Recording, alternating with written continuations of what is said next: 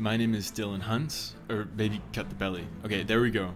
I am the founder of Imperium 42 Game Studio.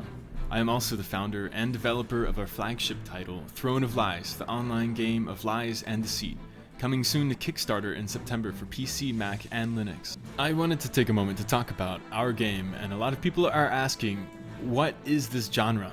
What is this game? Well, for those of you that know the genre, it's actually pretty easy. We're a werewolf mafia survival game. However, this genre dates back to 1986, originally from Russia, so only a few actually know this genre. So for now, let's just call it a social deduction role-playing game. But you'll notice I called it a role-playing game and avoided calling it an RPG. The same thing, there's actually a reason for this. In the traditional sense, most people think an RPG as in Final Fantasy, but it's definitely not like this. But you literally do take on a role. In fact, there are over 15 roles to be assigned in a single game with two factions against each other, the Blue Dragon and the Black Rose. You could probably guess who the good and bad guys are from the names, I hope. There is also a king in every game that will be assigned to a party, but no one knows his alignment. In fact, no one knows who anyone's alignment is, except the bad guys, the Black Rose. They know who each other are, but they are the minority to balance the game. The main part of the game is using your deduction skills and investigative abilities to determine who is friend, who is foe. The game is split into two main phases, day and night.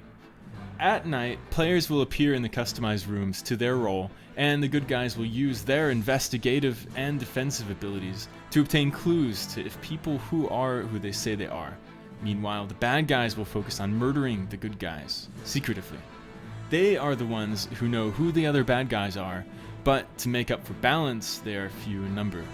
And also to juice things up a bit, we'll also have some chaotic roles that won't follow either faction, may even have their own objective. Now during the day phase, you'll see who is previously murdered and discuss who has committed treason, with a vote to execute them, where every execution ability is unique.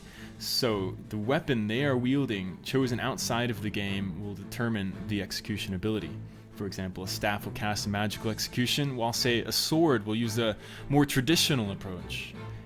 Speaking of weapons, each player will have customization options in the form of components, as in not just skin sets, but also individual pieces to further customization options that appear the way you want them to appear. Don't worry, aesthetics will not affect gameplay. Anyway, back to the day phase. I already mentioned we have a king. If the king is found murdered in the night, a noble class, if alive, can step forward to replace the king. However, you don't know who the traitor noble may be from the Black Rose, so players need to really pay attention to what they discover during each phase. That's it for now. I hope to talk about the game more in the future. I just wanted to mention that this is a full 3D game made with the Unity 5 engine, so the first thing you'll notice is that the game is very pretty, but while maintaining simplicity.